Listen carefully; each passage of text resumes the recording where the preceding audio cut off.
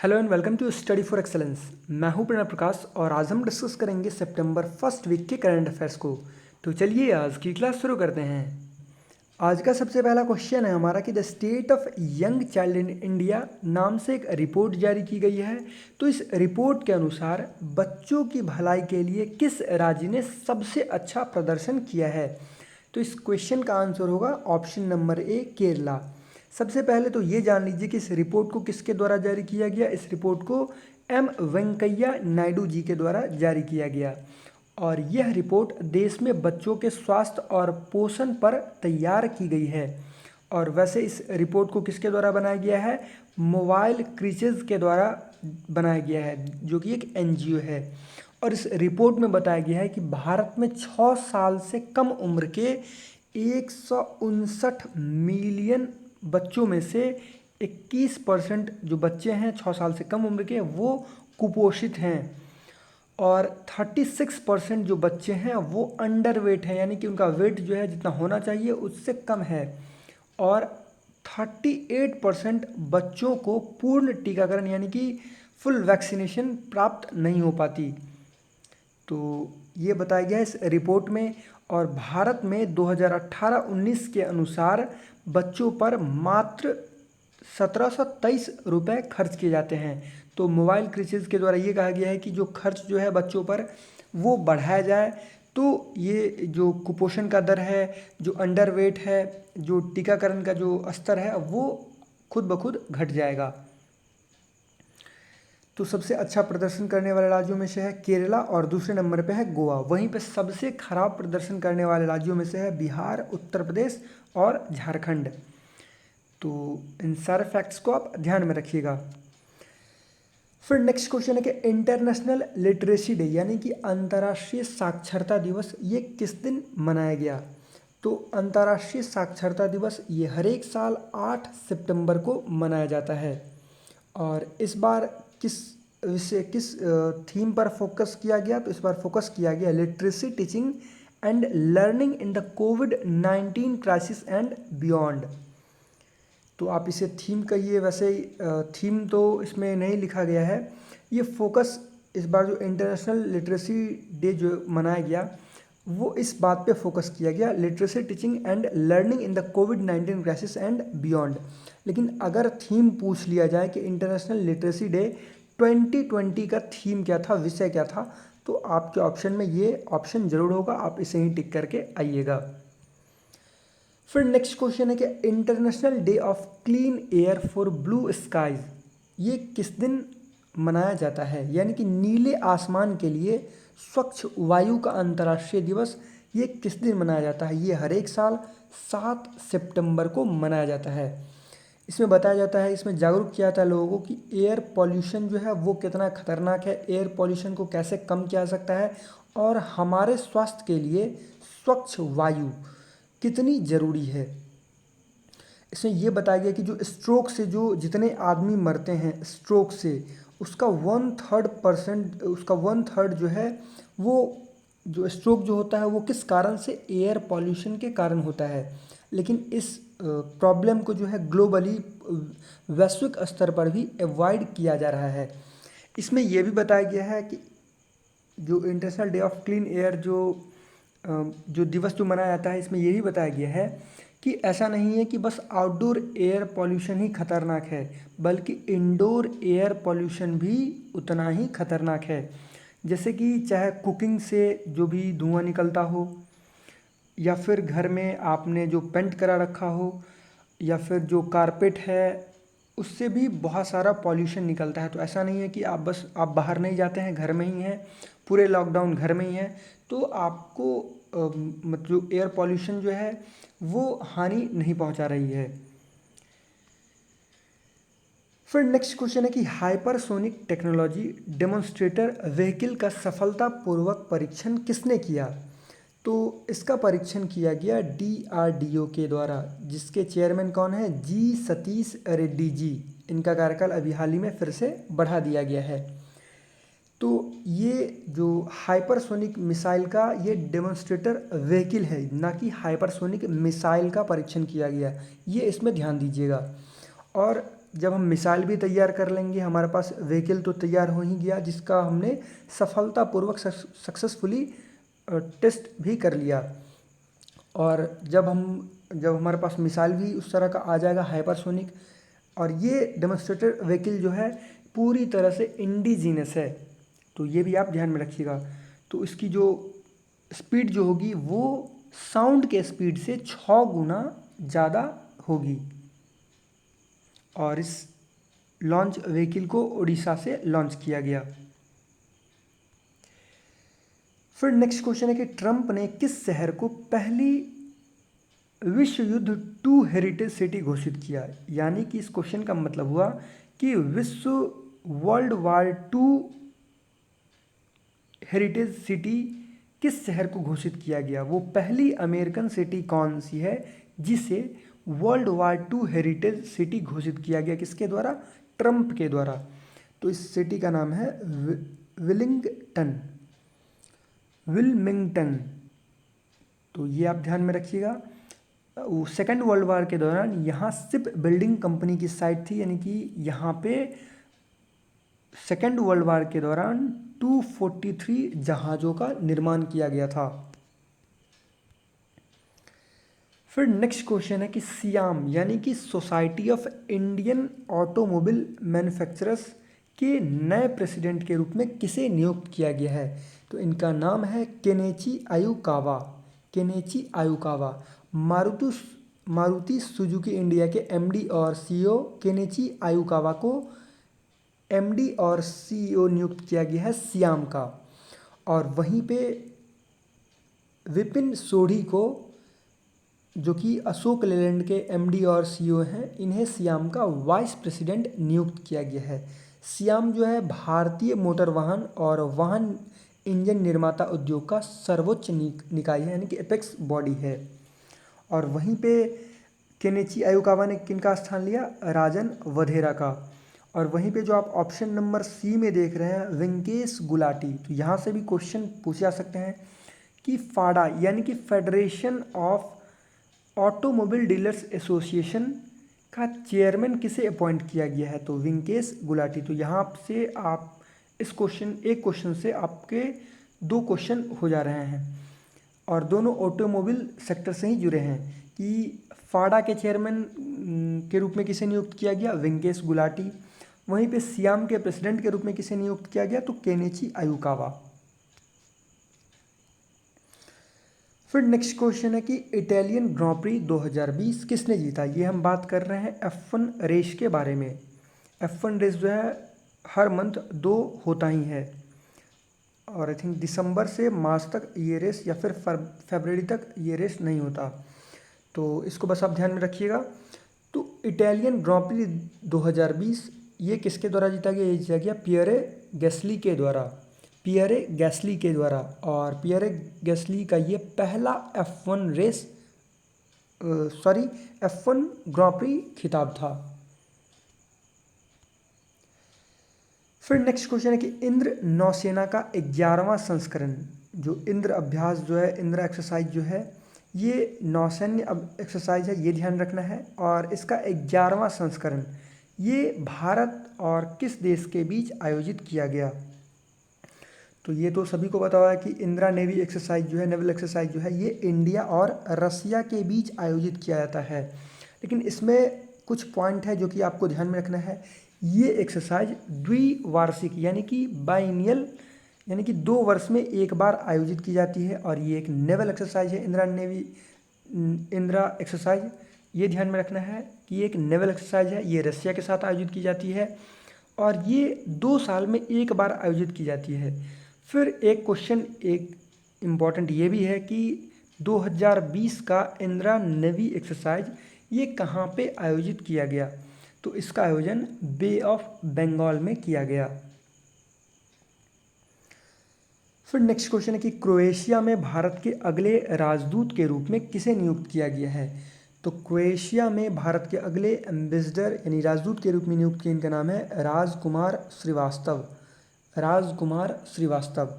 वहीं पे जो आप ऑप्शन नंबर डी में देख रहे हैं आर मासाकुई, तो आर मासाकुई को जमैका में भारत के हाई कमिश्नर के रूप में नियुक्त किया गया है। अब वहीं पे आपने पढ़ लिया एक एम्बेसडर और एक हाई कमिश्नर, तो दोनों के बारे में मैं बता चुका हूँ कि एम्बेसडर हम किस कंट्री में जो हमारे रिप्रेजेंटेटिव जाते हैं तो एम्बेसडर बोलते हैं, और हाई कमिश्नर किस कंट्री में जाते हैं तो बोलते हैं। कॉमनवेल्थ नेशन में कोई भी हमारा जो टॉप का जो रिप्रेजेंटेटिव जाता है उसे हम बोलते हैं हाई कमिश्नर, यानी कि वो देश जो कभी ना कभी ब्रिटेन का गुलाम रह चुका हो। और या फिर कॉमनवेल्थ नेशन, आप डायरेक्ट समझिए कॉमनवेल्थ नेशन में अगर हमारा कोई सुप्रीम रिप्रेजेंटेटिव जाता है तो उसे हम बोलते हैं हाई कमिश्नर, और बाकी बचे देशों में तो हम उसे बोलते हैं एम्बेसडर। तो ये आप ध्यान में रखिएगा। वहीं पे क्रोएशिया की जो कैपिटल है वो क्या है, जाग्रेब। क्रोएशिया की कैपिटल क्या है, जाग्रेब, और ये एक यूरोपियन कंट्री है। वहीं पे जमैका की जो कैपिटल है वो क्या है, किंगस्टन।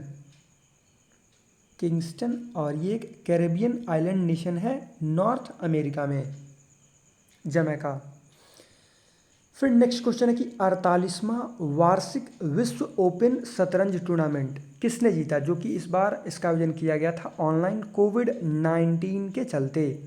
तो इसका खिताब किसने जीता, इसका खिताब जीता है भारतीय पी इनियन ने। पी इनियन ने, ये ग्रैंड मास्टर हैं पी इनियन। तो ये आप ध्यान में रखिएगा, ये सुपर इम्पॉर्टेंट क्वेश्चन है। और एक क्वेश्चन और है कि अभी लेटेस्ट में जो 66वें ग्रैंड मास्टर बने हैं, हाँ आई थिंक 66 नंबर है इनका, आई थिंक जुलाई या अगस्त में बने हैं ये ग्रैंड मास्टर। सबसे जो न्यूली जो ग्रैंड मास्टर हैं इंडिया के, उनका नाम क्या है, जी आकाश। जी आकाश, तो ये भी आप ध्यान में रखिएगा। फिर नेक्स्ट क्वेश्चन है कि let us dream the path to a better future, इस पुस्तक के लेखक कौन हैं। तो ये पुस्तक लिखी गई है पोप फ्रांसिस के द्वारा, पोप फ्रांसिस के द्वारा। और इस बुक को कब रिलीज़ किया जाएगा, दिसंबर में। इस बुक में पोप फ्रांसिस बताते हैं कि संकट किसी व्यक्ति को उसके जीवन में आने वाली समस्याओं से निपटने की कला सिखाता है। उन्होंने इस बुक में अपने निजी जीवन से जुड़ी 3 प्रमुख संकटों के बारे में भी जानकारी दी है। फिर नेक्स्ट क्वेश्चन है कि किस अंतर्राष्ट्रीय हवाई अड्डे ने CII-GBC राष्ट्रीय ऊर्जा नेता यानी कि नेशनल एनर्जी लीडर अवार्ड जीता है। तो CII और GBC का यहाँ पे मतलब हुआ कन्फेडरेशन ऑफ इंडियन इंडस्ट्री और गोदरेज ग्रीन बिजनेस सेंटर के द्वारा ये अवार्ड दिया गया है किस हवाई अड्डे को, तो हैदराबाद इंटरनेशनल एयरपोर्ट, जिसको कि हम राजीव गांधी इंटरनेशनल एयरपोर्ट के नाम से भी जानते हैं। तो ये ध्यान रखिएगा। और इसे ये अवार्ड ऊर्जा दक्षता के क्षेत्र में महत्वपूर्ण और इनोवेटिव कार्य करने के लिए दिया गया है। फिर नेक्स्ट क्वेश्चन है कि एम्बुलेंस चलाने वाली भारत की पहली महिला ड्राइवर कौन बनी। तो ये भी क्वेश्चन सुपर इम्पॉर्टेंट है। एक तो एम्बुलेंस चलाने वाली भारत की पहली महिला ड्राइवर कौन बनी, और ये किस स्टेट की हैं, या फिर ये किस स्टेट में पहली महिला ड्राइवर बनी। तो तीनों क्वेश्चन आए, तीनों का आंसर क्या होगा, एम वीरा लक्ष्मी। एम वीरा लक्ष्मी, और ये तमिलनाडु की हैं, और इन्हें 108 इमरजेंसी एम्बुलेंस ड्राइवर के रूप में नियुक्त किया गया है। और 108 एम्बुलेंस के तहत 125 करोड़ रुपए के लागत से 500 नई एम्बुलेंस खरीदी जाएगी तमिलनाडु गवर्नमेंट के द्वारा। फिर नेक्स्ट क्वेश्चन है कि वैश्विक नवाचार सूचकांक यानी कि ग्लोबल इनोवेशन इंडेक्स 2020 में भारत की रैंक क्या है। तो पहली बार भारत ने टॉप 50 में अपनी जगह बनाई है, यानी कि इसमें भारत की रैंक क्या है, 48th। ये बहुत बार एग्ज़ाम में लगभग हर एक एग्ज़ाम में पूछा ही जाता है कि इस बार ग्लोबल इनोवेशन इंडेक्स 2020 में भारत की रैंक क्या है। चाहे वो रेलवे हो या फिर SSC हो, हर एक एग्ज़ाम में ये क्वेश्चन पूछा ही जाता है बराबर। तो इसमें रैंक है इंडिया की 48th, यानी कि इनोवेटिव कार्य करने के लिए कितना इनोवेशन किया गया, किस तरह का इनोवेशन किया गया, तो उसमें ये रैंक किया जाता है। और जो ये रैंकिंग जो जारी की जाती है, जो ये इंडेक्स जो बनाया जाता है वो किसके द्वारा? विपो यानी कि वर्ल्ड इंटेलेक्चुअल प्रॉपर्टी ऑर्गेनाइजेशन और कॉर्नेल यूनिवर्सिटी और इनसीड बिजनेस स्कूल के द्वारा ये जारी किया गया है इंडेक्स। और पहली बार टॉप 50 में इंडिया का रैंक है 48th। इसमें 131 देशों को रैंक किया गया है। वहीं पे टॉप कंट्री कौन सी है? पहले नंबर पे कौन सी कंट्री है? स्विट्जरलैंड। फिर दूसरे नंबर पे कौन सी कंट्री है? स्वीडन। तीसरे नंबर पे यूएसए। चौथे नंबर पे यूके और पांचवें नंबर पे नीदरलैंड। फिर नेक्स्ट क्वेश्चन है कि अभी हाल ही में डॉक्टर एस पद्मावती का निधन हो गया। वह भारत की पहली महिला क्या थी? ऑन्कोलॉजिस्ट थी यानी कि कैंसर स्पेशलिस्ट, या फिर न्यूरोलॉजिस्ट, या फिर कार्डियोलॉजिस्ट, या फिर इंडोक्राइनोलॉजिस्ट। तो वह भारत की पहली महिला कार्डियोलॉजिस्ट थी यानी कि हृदय रोग विशेषज्ञ थी। तो ये क्वेश्चन भी सुपर इम्पॉर्टेंट हो जाता है। और इनका निधन 103 वर्ष की उम्र में कोविड-19 यानी कि कोरोना वायरस के चलते हो गया। इन्हें गॉड मदर ऑफ कार्डियोलॉजी के नाम से भी जाना जाता था। तो इनका नाम ध्यान में रखिएगा, डॉक्टर एस पद्मावती, जो कि पहली भारतीय महिला कार्डियोलॉजिस्ट थी, हृदय रोग विशेषज्ञ। फिर नेक्स्ट क्वेश्चन है कि मेरकम कैपिटल ग्रुप के अनुसार दुनिया का सबसे बड़ा सौर ऊर्जा डेवलपर यानी या फिर उत्पादक कौन है? कौन सी कंपनी है? तो इस कंपनी का नाम है अडानी ग्रुप या फिर अडानी ग्रीन, जो कहिए आप, या फिर जो आपके ऑप्शन में हो वही टिक करके आइएगा। अडानी ग्रुप हो तो भी टिक करके आ सकते हैं, या फिर अडानी ग्रीन हो तो भी टिक करके आ सकते हैं। अडानी ग्रीन ने विश्व के सबसे बड़े सौर ऊर्जा उत्पादक का दर्जा हासिल किया है। कितने गीगावाट के साथ? 12.3 गीगावाट के साथ, जिसमें से अभी मात्र 2.2 गीगावाट ऑपरेशनल है और 10.1 गीगावाट जो है वो अंडर कंस्ट्रक्शन है।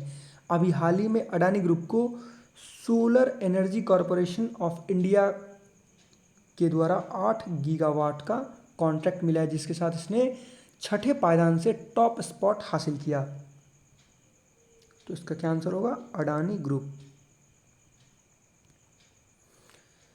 फिर नेक्स्ट क्वेश्चन है कि रूस किस देश के साथ नो आर्म्स सप्लाई की अपनी नीति जारी रखेगा? यानी कि रूस इस देश के साथ नो आर्म्स सप्लाई की नीति जारी रख भी रहा था और अब भी जारी रखेगा। ये किसके रिक्वेस्ट पे? तो ये इंडिया के रिक्वेस्ट पे किया गया है। तो अब आपको पता चल गया होगा, ये कंट्री है पाकिस्तान। यानी कि पाकिस्तान को रसिया कोई भी आर्म्स अभी फ़िलहाल में 1-2 साल तक सप्लाई नहीं करेगा। ये इंडिया के रिक्वेस्ट पे किया गया है। फिर नेक्स्ट अभी आपको बताओ कि राजनाथ सिंह जो हैं वो गए हुए थे कहाँ पे? तो रशिया में SCO के बैठक में भाग लेने, और एस जयशंकर भी गए थे। फिर नेक्स्ट क्वेश्चन है कि 2021 में ब्रिक्स खेलों की मेजबानी कौन सा देश करेगा? तो 2021 में ब्रिक्स खेलों की मेजबानी, इसका आयोजन जो है किया जाएगा इंडिया के द्वारा, और इसका आयोजन खेलो इंडिया गेम्स 2021 के दौरान ही किया जाएगा। ब्रिक्स खेल का आयोजन भी और खेलो इंडिया गेम्स 2021 का आयोजन भी, दोनों का आयोजन एक साथ ही किया जाएगा। फिर नेक्स्ट क्वेश्चन है कि 2019 के लिए इंदिरा गांधी शांति पुरस्कार यानी कि इंदिरा गांधी पीस प्राइज से किसे सम्मानित किया गया है? इसकी घोषणा जो है वो 2019 में ही कर दी गई थी, लेकिन अभी ये ऑनलाइन वर्चुअल इवेंट के दौरान ये अवार्ड दिया गया है। किसे दिया गया अवार्ड? ये अवार्ड दिया गया डेविड एटनबरो को, डेविड एटनबरो को, और इनके नाम की घोषणा जो है 2019 में ही कर दी गई थी। और ये अवार्ड जो दिया गया वर्चुअल इवेंट में किसके द्वारा? तो former prime minister Manmohan Singh के द्वारा, और मनमोहन सिंह को भी ये अवार्ड मिल चुका है, इंदिरा गांधी पीस प्राइज़। फिर नेक्स्ट क्वेश्चन है कि बच्चों के लिए पहला अखबार द यंग माइंड्स किस राज्य में शुरू किया गया है? तो बच्चों के लिए पहला अखबार द यंग माइंड्स शुरू किया गया है असम में, और इसे किसने शुरू किया है? तो इसे शुरू किया है नीलम सेठिया और नेहा बजाज ने। ये गुवाहाटी की महिला हैं नीलम सेठिया और नेहा बजाज ने इस अखबार को विशेष रूप से इस अखबार को विशेष रूप से 4 से 14 वर्ष तक के बच्चों के लिए लॉन्च किया गया है। फिर नेक्स्ट क्वेश्चन है कि प्रेस ट्रस्ट ऑफ इंडिया यानी कि पीटीआई के चेयरमैन के रूप में किसे नियुक्त किया गया। तो पीटीआई के चेयरमैन के रूप में नियुक्त किया, इनका नाम है अवीक कुमार सरकार। अवीक कुमार सरकार। फिर नेक्स्ट क्वेश्चन है कि the big thoughts of little love, इस पुस्तक के लेखक कौन हैं। तो इस पुस्तक के लेखक हैं करण जौहर। करण जौहर। तो ये वीडियो का अंत। आई होप आपको ये वीडियो अच्छा लगा हो, और अगर आपको ये वीडियो अच्छा लगा हो तो प्लीज़ वीडियो को लाइक कीजिएगा, इस वीडियो को शेयर कीजिएगा, और हमारे चैनल स्टडी फॉर एक्सेलेंस को सब्सक्राइब कीजिए, जिससे आपको आने वाली वीडियो मिलती रहे। धन्यवाद।